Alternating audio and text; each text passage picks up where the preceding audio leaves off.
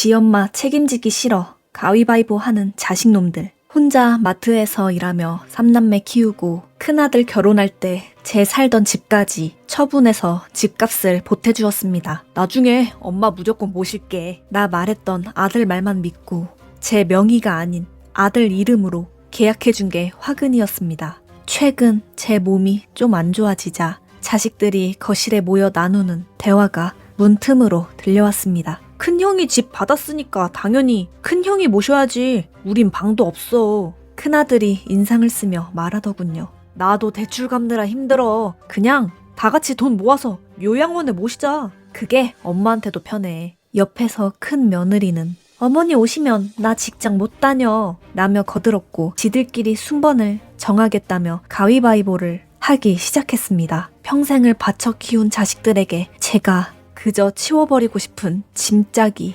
되었다는 사실에 피눈물이 쏟아졌습니다. 저는 조용히 거실로 나가 아들놈 앞에 3년 전 집 사줄 때 써둔 공증 서류를 내밀었습니다. 부모를 부양하지 않을 경우 증여를 무효로 한다는 효도 계약서였습니다. 너희끼리 가위바위보 할 필요 없다. 너한테 준 집 당장 처분해서 내 돈 돌려내라. 그 돈으로 난 시골 내려갈 테니 니들 장모한테나 가서 실컷 효도해라. 자식들이 새파랗게 질려 무릎을 꿇고 빌었지만 저는 뒤도 안 돌아보고 이혼 도장 찍듯 단호하게 돌아섰습니다. 자식에게 다 퍼주고 찬밥 신세가 되느니 제 권리를 찾기 위해 재산을 환수하겠다는 제 선택이 맞는 거겠죠?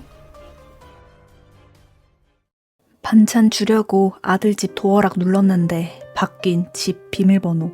주말에 마트 쉬는 날이라 아들 녀석 좋아하는 장조림이랑 밑반찬을 잔뜩 해서 아들네 부부 아파트로 향했습니다. 비밀번호를 누르는데 자꾸 삑삑 소리가 나며 문이 안 열리더군요. 비밀번호가 바뀐 거였습니다. 초인종을 누르자 인터폰 너머로 며느리의 짜증 섞인 목소리가 들렸습니다. 어머니, 오실 때 연락 좀 하고 오세요. 주말에 저희 쉬는데 이렇게 갑자기 오시면 어떡해요. 반찬만 넣어주고 가려고 그런다. 근데 비밀번호는 왜 바꿨니? 문이 빼꼼 열리더니 며느리가 문 틈으로 반찬통만 쏙 빼앗아가며 차갑게 말하더군요. 어머니가 저번에도 저희 없는 날 청소해 주신다고 기번 누르고 들어오셨잖아요. 솔직히 제 사생활도 있는데 너무 스트레스 받아서 바꿨어요. 앞으로는 오지 마시고 택배로 보내세요. 옆에서 아들놈은 소파에 누워 휴대폰만 보며 아는 척도 안 하더군요. 복도 한가운데 덩그러니 서서 문이 쾅 닫히는데 머리를 한 대 맞은 것처럼 멍하고 눈물이 쏟아졌습니다. 며칠 뒤 저는 다시 초인종을 눌렀습니다. 문이 열리자마자 며느리가 제 손에 들린 반찬통을 통째로 뺏어들곤 곧바로 문을 닫으려고 했습니다. 기가 막혀 닫히는 문을 손으로 막았습니다. 내 반찬 들어오는 건 사생활 침해가 아니고 내가 들어오는 건 사생활 침해니? 아까운 내 반찬도 네 사생활에 방해되니까 도로 가져가마. 그리고 이번 달부터 반찬은 너희가 해 먹어라. 나는 앞으로 해올 일 없다. 오늘부로 연을 싹 끊을 테니 너희끼리 아주 자유롭게 잘 살아봐라. 허겁지겁 뒤따라 나오는 아들놈을 무시하고 엘리베이터를 탔습니다. 반찬해온 시어머니를 사생활 침해라며 반찬통만 뺏고 문전박대한 자식. 제가 제대로 대처했다고 생각하시나요? 명절 선물 홈쇼핑 사은품으로 퉁치던 며느리. 명절이라고 아들 내외가 집에 찾아왔습니다. 며느리는 생색을 내며 쇼핑백 하나를 식탁에 툭 올려놓더군요. 열어보니 홈쇼핑에서 사은품으로 주는 프라이팬 세트였습니다. 어머니, 마트 일 하시느라 바쁘실 텐데 집에서 요리할 때 쓰세요. 요즘 이게 홈쇼핑에서 제일 잘 나가더라고요. 그래, 고맙다. 너희 친정에는 다녀왔니? 아유, 그럼요. 친정엄마가 평소에 고생을 많이 하셔서 이번에 백화점 가서 100만원짜리 명품 가방 하나 해드렸어요. 엄마가 친구들 모임 갈 때 들고 갈 게 없다고 하셔서 큰맘 먹었죠. 며느리는 지 친정 자랑을 침이 마르게 늘어놓았고 아들 녀석은 옆에서 와이프가 장모님 신경 많이 썼어 라며 실실 웃고 있더군요. 시장에서 허리 부러져라 아들 뒷바라지한 제 정성은 프라이팬 2개로 퉁치고 사돈댁 기는 살려주는 모습에 마음이 착 착잡했습니다. 그때 며느리가 화장실 간 사이 아들의 겉옷 주머니 틈으로 빠져나온 영수증 한 장이 눈에 들어왔습니다. 며느리가 말했던 백화점 명품 가방 영수증이었습니다. 제 아들이 피땀 흘려 번 돈으로 지 친정에만 생색을 낸 거였죠. 저는 조용히 그 프라이팬 세트를 포장째로 며느리 가방 위에 얹어주었습니다. 얘야, 내 아들 카드로 네 친정엄마 명품 가방 사드리느라 고생 많았다. 네 눈에는 내 아들 돈은 공짜고 시장에서 험하게 일하는 시어머니는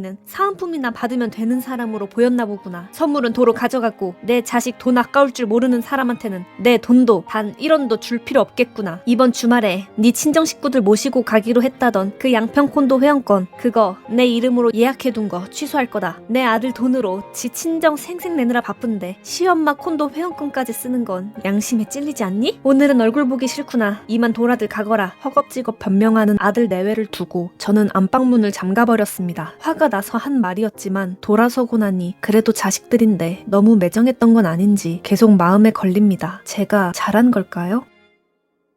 4살 딸에게 행주 쥐어주며 여자는 집안일 잘해야 이쁨 받는다 하는 시댁. 설날 아침 시댁 주방은 거대한 공장 같았습니다. 저는 연휴 직전까지 회사에서 야근을 밥 먹듯 하다가 쉬지도 못하고 밤새 제사 음식을 차리느라 허리 한번 펴지 못하고 있었죠. 반면 거실 소파는 평화 그 자체였습니다. 시아버지와 남편 그리고 시동생들까지 다리 꼬고 앉아 TV를 보며 밥상을 기다리며 떠들고 있더군요.